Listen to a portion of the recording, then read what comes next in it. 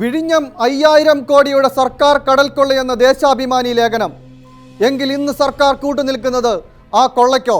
സർക്കാരിൻ്റെ കിരാതമായ ആക്രമണങ്ങൾക്കും വാക്സരങ്ങൾക്കും മുമ്പിൽ അങ്ങേയറ്റം നിസ്സഹായതയിലൂടെ കടന്നു പോവുകയാണ് വിഴിഞ്ഞത്തെ തീരദേശ ജനത.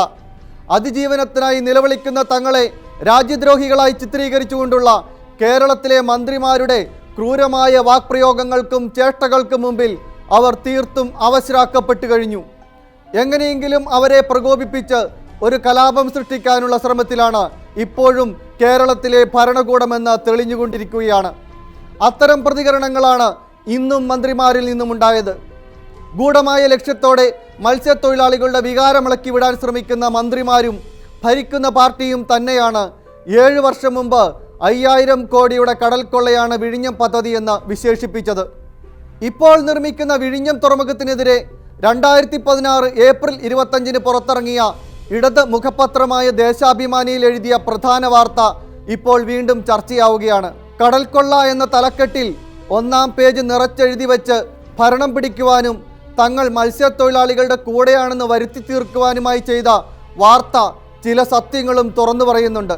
ഉമ്മൻചാണ്ടി മുഖ്യമന്ത്രിയും കെ ബാബു തുറമുഖ മന്ത്രിയുമായിരുന്ന കാലത്താണ് ഇന്ത്യയിലെ കോർപ്പറേറ്റ് ഭീമനായ അദാനി ഗ്രൂപ്പിന് വിഴിഞ്ഞത്ത് അന്താരാഷ്ട്ര തുറമുഖം സ്ഥാപിക്കുന്നതുമായി ബന്ധപ്പെട്ടുള്ള കരാറുകൾ ഉരുത്തിരിഞ്ഞത്. കേരളത്തിലെ അധികാര രാഷ്ട്രീയം കൈയാളാൻ 2 പതിറ്റാണ്ടുകളോളം നീണ്ട തയ്യാറെടുപ്പുകളുടെ ഒടുവിൽ ഉമ്മൻചാണ്ടി സർക്കാരിന്റെ പ്രതിച്ഛായയ്ക്ക് നേരെ പ്രയോഗിക്കാൻ സോളാർ കേസിനൊപ്പം പിണറായിക്ക് കിട്ടിയ മറ്റൊരു തുറപ്പുചീട്ടായിരുന്നു വിഴിഞ്ഞം അഴിമതി. പാർട്ടി പത്രങ്ങളും സൈബർ വിങ്ങുകളും വിഴിഞ്ഞത്ത് ഉമ്മൻചാണ്ടി അദാനിക്കൊപ്പം ആസൂത്രണം ചെയ്യുന്നത് കോടികളുടെ തീവെട്ടിക്കൊള്ളയാണെന്ന് ആവർത്തിച്ചുറപ്പിച്ചു. സംസ്ഥാന സർക്കാരിൻ്റെ ഉടമസ്ഥതയിൽ പൊതുമേഖലയിൽ സ്ഥാപിക്കാൻ ഒരുമ്പെട്ട പദ്ധതിയെ കോർപ്പറേറ്റ് കമ്പനിക്ക് തീറെഴുതിയതിൻ്റെ പിന്നിലെ അഴിമതിയുടെ ദുരൂഹതകൾ അന്നേ ചർച്ചയായിരുന്നു. മാത്രമല്ല, അന്നു തന്നെ ഈ പദ്ധതി കടുത്ത പാരിസ്ഥിതിക പ്രശ്നങ്ങൾ സൃഷ്ടിക്കുമെന്ന കാര്യത്തിലുള്ള മുന്നറിയിപ്പുകൾ വിവേകമതികളായ ചില പരിസ്ഥിതി പ്രവർത്തകർ മുന്നോട്ടിരുന്നു.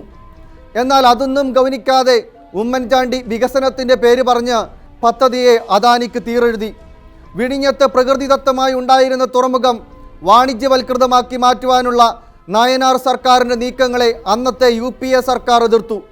പിന്നീട് വന്ന LDF സർക്കാർ ലാൻഗോ കൊണ്ടപ്പള്ളി എന്ന കമ്പനിക്ക് നെഗറ്റീവ് ടെൻഡറിലൂടെ പദ്ധതി നൽകിക്കൊണ്ട് കരാറായി. അതിലൂടെ 115 കോടി രൂപ സർക്കാരിന് ലഭിക്കുമെന്ന ധാരണയിൽ കേന്ദ്രാനുമതിയോടെ പദ്ധതിയുടെ അടിസ്ഥാന സൗകര്യങ്ങൾക്കായി 450 കോടിയോളം രൂപ വകയിരുത്തി പദ്ധതി പ്രവർത്തനങ്ങൾ ആരംഭിച്ചുവെങ്കിലും ദുരൂഹതകൾ പര്യവിശേഷിപ്പിച്ചുകൊണ്ട് ലാൻഗോ ഗ്രൂപ്പും പദ്ധതിയിൽ നിന്ന് പിന്മാറി. പിന്നീട് 450 കോടി രൂപ ബജറ്റ് വഴിയും 2500 കോടി രൂപ SBT ലീഡ് പാർട്ട്ണറായിട്ടുള്ള ബാങ്ക് കൺസോർഷ്യം വഴിയും സമാഹരിക്കാൻ നിശ്ചയിച്ചുകൊണ്ട് തുറമുഖം ലാൻഡ് ലോഡ് പോർട്ടായി വികസിപ്പിക്കുവാൻ തീരുമാനിച്ചുവെങ്കിലും ഉമ്മൻചാണ്ടി സർക്കാർ വിഴിഞ്ഞം പദ്ധതി സർക്കാരിൻ്റെ ഉടമസ്ഥതയിൽ തന്നെ നിലനിർത്തുമെന്ന് പറഞ്ഞെങ്കിലും പദ്ധതി PPP മോഡലിൽ റീസ്ട്രക്ചർ ചെയ്യാൻ മുഖ്യമന്ത്രി അങ്ങോട്ട് ആവശ്യപ്പെട്ടുകൊണ്ട് കേന്ദ്ര പ്ലാനിംഗ് കമ്മീഷൻ ചെയർമാന് കത്തെഴുതി. 5 കമ്പനികൾ കരാറിനായി രംഗത്ത് വന്നെങ്കിലും ദുരൂഹതകൾ മാത്രം പര്യവശേഷിപ്പിച്ചുകൊണ്ട് അവരെല്ലാം പിന്മാറുകയും ചെയ്തു. ഇതിനിടയിൽ അദാനി ഗ്രൂപ്പുമായി രഹസ്യ ചർച്ച നടത്തുകയും കരാർ ഉറപ്പിക്കുകയും ചെയ്തു. അതോടെ വിഴിഞ്ഞം എന്ന സ്വാഭാവിക തുറമുഖത്തെ മത്സ്യബന്ധനത്തിന് മരണമണി മുഴങ്ങി. ഉമ്മൻചാണ്ടിയുടെ അദാനി ബാന്ധവത്തെ കടൽ കൊള്ളയെന്ന് വിശേഷിപ്പിച്ചുകൊണ്ട് കൃത്യമായ വിശകലനങ്ങളോടെ വിഴിഞ്ഞത്തെ മത്സ്യത്തൊഴിലാളികൾ അവരുടെ തൊഴിലിടങ്ങളിൽ അനുഭവിക്കുന്ന വിഷമതകളെ കൃത്യമായി തന്നെ ചിത്രങ്ങളടക്കം വാർത്തയാക്കി ഉമ്മൻചാണ്ടി സർക്കാരിൻ്റെ ജനവിരുദ്ധതയെ ദേശാഭിമാനി വാർത്തയാക്കിയിരുന്നു.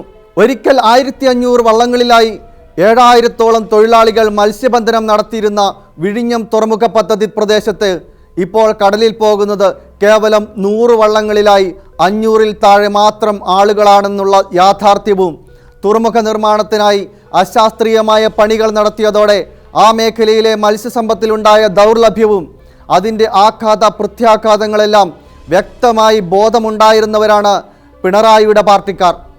എന്നിട്ടും അവരിപ്പോൾ അങ്ങേയറ്റം മനുഷ്യത്വരഹിതമായ നയങ്ങളിലൂടെ മത്സ്യത്തൊഴിലാളികൾക്ക് അധ്വാനിച്ച് ജീവിക്കുവാനും അന്തി ഉറങ്ങുവാനുമുള്ള അവകാശത്തെ നിഷേധിക്കുന്നത് കിരാതമല്ലേ? നഷ്ടം സഹിച്ച് കടലിൽ പോയാൽ കയ്യിൽ കിട്ടാൻ ഒന്നുമില്ല. കരയിലെത്തിയാൽ കിടക്കാൻ ഇടമോ കുടിക്കാൻ ജലമോ ഇല്ലാത്ത അവസ്ഥ. പ്രഖ്യാപിച്ച സഹായങ്ങളൊന്നും തൊഴിൽ പുനരധിവാസവും സർക്കാർ മറന്നു തുടങ്ങി. കടൽ വിദേശ കപ്പലുകൾക്കും കര വിഴിഞ്ഞം വാണിജ്യ പോർട്ടിനുമായി അദാനിക്കും നൽകിയതോടെ തീരദേശവാസികളുടെ മത്സ്യബന്ധനം അസാധ്യമായി. ഇത്രയുമൊക്കെ ദുരവസ്ഥയിലൂടെ കടന്നുപോകുന്ന പ്രായമുള്ളവരും കൊച്ചുകുട്ടികളുമടങ്ങുന്ന ജനതയുടെ പ്രതിഷേധവും സമരവും അന്യായമാകുന്നതെങ്ങനെ? വിഴിഞ്ഞത്തുകാരും പദ്ധതിയെ എതിർത്തവരല്ല. സർക്കാരിൻ്റെ പൂർണ്ണ ഉടമസ്ഥതയിലായിരുന്നെങ്കിൽ നാടിൻ്റെ വികസനത്തിന് വേണ്ടിയാണെന്ന് കരുതി ഏതുതരം ത്യാഗത്തിനും അവർ സന്നദ്ധരായിരുന്നു. പക്ഷേ ഏതൊരു പൗരനെയും പോലെ അവരുടെ ജീവനെ ഹനിക്കുന്ന പദ്ധതിയിലെ കരാറിലെ വ്യവസ്ഥകളിലെ അഴിമതിയെയാണ് അവർ ചോദ്യം ചെയ്തത്.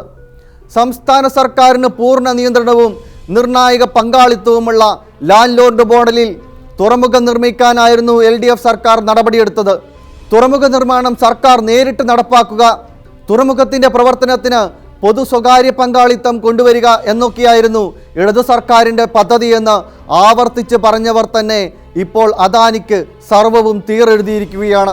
വിഴിഞ്ഞം പദ്ധതിക്കാകെ 7525 കോടി രൂപയാണ് ചെലവ് കണക്കാക്കിയിരുന്നത്. അദാനി പോർട്ട് ആവശ്യപ്പെട്ട 1635 കോടി രൂപ ഗ്രാൻഡായി നൽകാനും 1463 കോടി രൂപ വിവിധ പ്രവർത്തനങ്ങൾക്ക് സർക്കാർ ഫണ്ടിൽ നിന്ന് ചെലവാക്കാനും ഉമ്മൻചാണ്ടി സർക്കാർ തീരുമാനിച്ചിരുന്നു. പദ്ധതിക്കായി 1/3 പൈസ പോലും ചെലവാക്കാത്ത അദാനിയുടെ ചെലവ് 2454 കോടി രൂപ മാത്രമായിരുന്നു. വരുമാനവും ലാഭവും പൂർണ്ണമായും സർക്കാരിന് ലഭ്യമാകുന്ന നടപടികളിൽ നിന്ന് അകന്നു നീങ്ങിയ ഉമ്മൻചാണ്ടി സർക്കാരിൻ്റെ വിഴിഞ്ഞം അഴിമതിക്കെതിരെ ജസ്റ്റിസ് രാമചന്ദ്രൻ നായർ കമ്മീഷനെ ഉപയോഗിച്ച് ജുഡീഷ്യൽ അന്വേഷണത്തിന് തയ്യാറായവരാണ് ഇപ്പോൾ കേരളം ഭരിക്കുന്നതെന്ന് ഓർക്കുക. അന്ന് അവർ മത്സ്യത്തൊഴിലാളികൾക്ക് വേണ്ടി വീഴ്ത്തിയ മുതലക്കണ്ണീരിലും വാദഗതികളിലും വിശ്വസിച്ച് LDFനെ അധികാരത്തിലേറ്റിയ മത്സ്യത്തൊഴിലാളികളുടെ നേരെ ഇന്നവർ കാട്ടുന്ന കിരാതമായ നടപടികൾ ലോകത്തിലെ തന്നെ ഏറ്റവും വലിയ മനുഷ്യത്വരഹിതമായ ഭരണകൂട ഭീകരത തന്നെയായി ചരിത്രം അടയാളപ്പെടുത്തും.